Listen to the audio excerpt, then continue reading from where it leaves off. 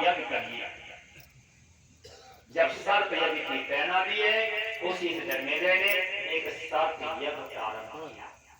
जब सर्प यज्ञ प्रारंभ किया, उसी समय आस्तिक नाम का ब्रह्मचारी आया और उस ब्रह्मचारी ने आकर के जन्मेजय जी को समझाया है और उतंक नाम के महात्मा को डांटा है।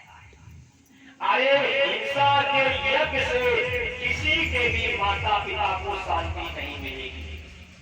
अरे निर्दोष सर्पों की जो आग लगवा रहे आहुतियां, क्या इससे तुम्हारे पिता को सद्गति मिलेगी?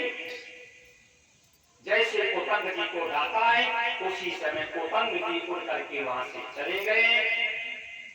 आस्तिक ने हाथ में जल लिया है, छींटा मारा है।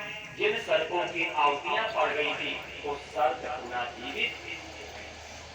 तब जन्मेजय जी को समझाया है कि सुखदेव जी की कृपा से तुम्हारे पिताजी को सद्गति मिल गई और तक्षक ने शरीर को काटा है, आपके पिता को काटा। जब ये बात समझाई, उसी समय जन्मेजय जी को विश्वास हो गया। तो इस कथा का आशय यही है, कैसे भी अपना अंतिम बनाओ। इस कथा का एक आशय ये भी है, कोई भी माता पिता खून के प्यासे नहीं है। कोई भी माता पिता, आप सोचो हम बलि दे देंगे तो हमारे पितरों को संतुष्टि मिल जाएगी, हम दारू पिला देंगे तो भैरव जी प्रसन्न हो जाएंगे, हम गांजा पिला देंगे तो शंकर जी प्रसन्न हो जाएंगे, ये सब अनावश्यक बात है। कोई भी देवी देवता खून के प्यासे नहीं, कोई भी देवी देवता हिंसा के प्यासे नहीं। हिंसा करने से किसी के भी माता पिता को सद्गति मिलने वाली, ये कथा भागवत में है और यही कथा मैंने आपको सुनाई। यही कथा मैंने आपको सुनाई। अब थोड़ा भागवत का उपसंहार करते हैं। उपसंहार संक्षेप में करेंगे। सबसे पहले भागवत में 6 अध्याय में महामाया है। सबसे पहले किसको प्रणाम किया गया है? सच्चिदानंद रूपाय विश्वोत्पत्त्रादि हेतवे प्रापत्र विनाशाय श्री कृष्णाय वयम्। दूसरे श्लोक में यम प्रभजन्तु मनपेतमपेत कृत्यं द्वैपायने विरह कातुर आजुआ पुत्रेत तन्मयतया सर्वोपने दुस्सर्गभूत हृदयं गुणमान। तो सुखदेव जी को प्रणाम किया गया। इसके बाद भागवत के 4 महात्म्य वो मैंने आपको बताए थे। 2 अध्याय में भागवत श्रवण करने की विधि। श्रवण करने में सबसे पहले स्थान की बात आई, तो ईश्वर की कृपा से स्थान आपका बढ़िया है। सभी देवी देवताओं का सानिध्य है, पीपल की छाया है, गांव से बाहर है, कुल मिलाकर के स्थान आपका सही है। फिर स्थान के बाद फिर मुहूर्त की बात आई थी। तो मुहूर्त भी जिस दिन कथा प्रारंभ हुई थी, अष्टमी थी, शनिवार था, शुक्ल पक्ष था, चैत्र का महीना था, तो मुहूर्त भी सही। और कल हनुमान जयंती भी है, शनिवार भी है, पूर्णिमा भी है। तो ईश्वर कृपा से प्रारंभ का विराम का मुहूर्त आपको बढ़िया मिल गया। फिर उसके बाद आया है ब्राह्मण की परीक्षा। ब्राह्मण कैसा हो? विरक्त हो, निर्लोभी हो, उदार हो, दृष्टांत कुशल हो, स्पष्टवादी हो, निष्क्रिय हो और श्रोताओं के हित और कल्याण की सोचता हो। तो यथासंभव मैंने अपने कर्तव्य का पालन किया। आपकी भी बात आई थी कि श्रोता कैसा हो? कथा सुनने का इच्छुक हो, ईश्वर प्राप्ति की इच्छा हो। कथा प्रारंभ हो तब गद्दी को प्रणाम करे, जब कथा विराम हो तब गद्दी को प्रणाम करे। कथा के मध्य में कोई ऐसा काम न करे जो कथा बोलने में सुनने में बाधा करे। इसमें आप लोगों ने संयम बरता, मैं आपको बार बार धन्यवाद देता हूँ, क्योंकि इतनी शांति किसी भी कथा में मिलने वाली नहीं, मैं दावा करता हूँ। लेकिन ये आप लोगों की मानता है। क्यों? कहते हैं मेढक का तौलना मुश्किल, बंदर का गिनना मुश्किल, पाप का ब्रह्म को देखना मुश्किल और माताओं को चुप कराना। फिर माताएं नहीं बोली, लेकिन एक आधे बिगड़े लोग उन्होंने अपनी हरकत की है, तो मैं माताओं को प्रणाम करता हूँ, क्योंकि उन्होंने इतिहास नया बना दिया। ठीक, तो कहने का मेरा आशय है, यथासंभव हमने भी अपने कर्तव्य का पालन किया और यथासंभव आपने भी अपने कर्तव्य का पालन किया। कुल मिलाकर के ईश्वर ने भी साथ दिया, प्रकृति ने भी खूब बढ़िया सा साथ दिया। कहने का मेरा आशय है कि हम लोगों का यज्ञ बढ़िया। फिर भागवत के प्रथम स्कंद में सत्यम परम धीमहि उस परमात्मा को प्रणाम किया जिसके अधीन पूरा ब्रह्मांड है।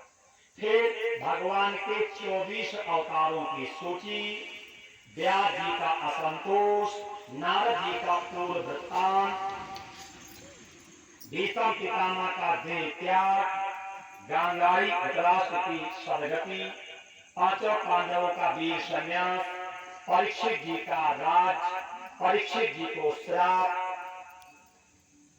और राजा खरवान को 2 घड़ी में मुक्ति, सृष्टि संबंधी प्रश्न, मनु और शत्रुपा की हस्ती, मनु और शत्रुपा की 5 संतानें हुई।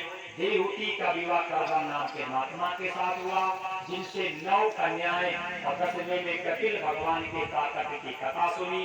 देवहूति प्रसूति का विवाह किया गया दक्ष के साथ, जिनसे 16 कन्याएं, जिनमें 13 कन्याएं कश्यप जी को, 1 कन्या पितरों को, 1 कन्या देवताओं को और 16वीं कन्या सती का विवाह भगवान शंकर के साथ। ये चर्चा पीछे सती के जन्म से लेकर के सती के देह त्याग तक की कथा आपने सुनी। देवहूति प्रसूति अकृति का विवाह किया गया प्रजापति रुचि के साथ, जिनसे यज्ञ नाम का पुत्र और दक्षिणा नाम की कन्या की चर्चा आपने। इनके 2 पुत्र थे, उत्तानपाद, कहते उतान पादन सा उत्तानपाद, जिसका सिर नीचे हो पैर ऊपर, उसी का नाम उत्तानपाद, अर्थात जीव का नाम उत्तानपाद। प्रत्येक जीव की 2 पत्नियां सुनीति और सूची। शास्त्र की बात मानोगे तो मेरी पत्नी का नाम सुनीति और सुनीति के पुत्र का नाम ध्रुव माने हमें शास्त्र लोग मिलेगा। 5वीं संतान का नाम था प्रियव्रत, जिसने अच्छा बोलने का, अच्छा सुनने का, अच्छा करने का, अच्छा खाने का संकल्प लिया, उसी का नाम प्रियव्रत। उन्हीं के वंश में भरत जी पैदा हुए, जिनके नाम से अपने देश का नाम पड़ा भारत। ये 5 अध्याय तक की चर्चा है। 6ठे स्कंद में कान कुट विदा कश्यप दासी पद अजा मिला नाम नष्टो सदाचारी दासी संसर्ग दूषिता। कान कुट को कहते कन्नौज। तो प्रारंभ में आपने अजामिल की चर्चा 6ठे स्कंद में सुनी, उसके बाद वृत्तासुर का उपाख्यान सुना, उसके बाद आपने 49 मरुदगणों की चर्चा सुनी, 7वें स्कंद में भक्त प्रहलाद और त्रिपुरदैन की चर्चा सुनी, 8वें स्कंद में सबसे पहले गजेंद्र ग्राम, समुद्र मंथन, धनवंतरी अवतार, मोहिनी अवतार, हनुमत अवतार, बावन अवतार और मत्स्य अवतार की चर्चा आपने सुनी। 9वें स्कंद में 24 अध्याय है, उसमें वंशों की चर्चा सुनी। क्यों सुनते वंशों की चर्चा? वंशों की चर्चा इसलिए सुनी जाती है, किसी की मृत्यु पे रोना मत और अपनी मृत्यु बनाने की सोचना, सदा यहाँ रहना नहीं, लेकर के कुछ जाना नहीं और वापस मुझे यहाँ पे आना नहीं। फिर 10वें स्कंद में भगवान कृष्ण के प्राकट्य से लेकर के देश यात्रा की चर्चा आपने। 11वें 12वें स्कंद में निरोध लीला माने मुक्ति की चर्चा। बीच में मैं आपको संकेत करता रहा, ज्ञान के लिए उत्साहित करता रहा कि जब तक ज्ञान का सारा नहीं लोगे तब तक हमारी आपकी मुक्ति होने वाली नहीं। यही चर्चा आपकी गोद में बैठ करके मुझे 7 दिन करने का अवसर मिला। इसमें जो अच्छी बातें हो अपने जीवन में ले आना, जो अनावश्यक बातें हो वो आप दे देना। भागवत का बीज मंत्र है, उसका जाप करेंगे ताकि कथा बोलने में, कथा सुनने में अगर कोई त्रुटि हो जाती है तो उसके प्रायश्चित के निमित्त। तो सभी लोग हाथ खोल लो, मुंह खोल लो, भाव बना लो, शर्म छोड़ दो और ईश्वर के चरणों में अपना स्थान। ओम नमो भगवते वासुदेवाय।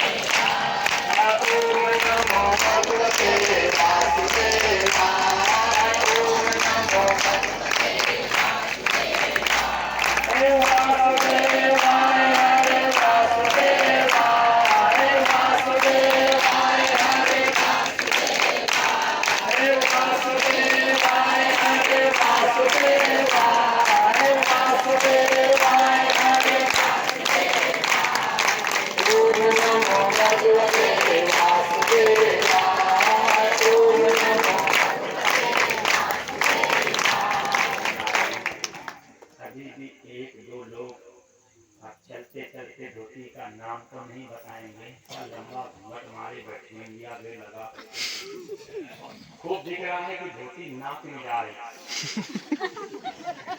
अब समझ जाना कथा सुन रहे कि सो रहे।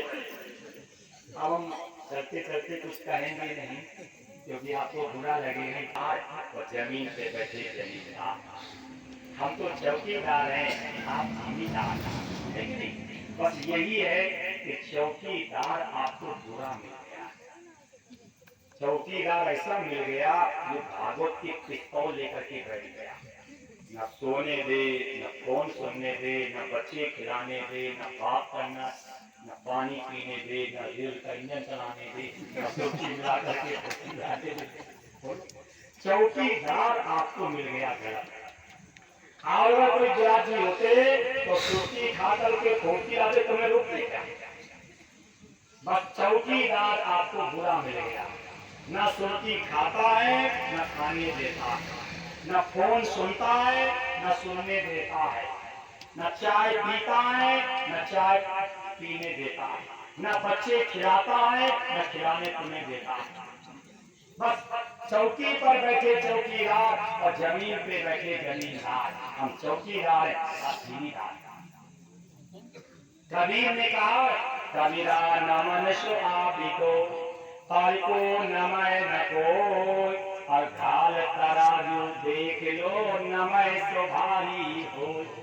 तराजू का जो पल्ला नीचे होता है वो वजनदार होता है, जो हल्का होता है वो ऊपर होता है। हम हल्के हैं तो ऊपर टंगे हैं, आप वजनदार हो तो नीचे हो। वक्ता एक मुख से बोलता है और श्रोता दो मुख से सुनता, आप बड़े हो। वक्ता उगिलता है, श्रोता ग्रहण करता है, आप बड़े हो। वक्ता पुत्र के समान होता है और श्रोता माता पिता के समान होता है। आप मेरे माता पिता हैं, हम आपके पुत्र हैं। आप वजनदार हो, हम हल्के हैं। आप जिम्मेदार हो, हम चौकीदार हैं। अच्छा, किसी ऑफिस में घंटी बजाई जाती है तो अफसर उठ के आता कि चपरासी? कौन आता है? चपरासी। तो हम चपरासी हैं, आप अफसर हैं।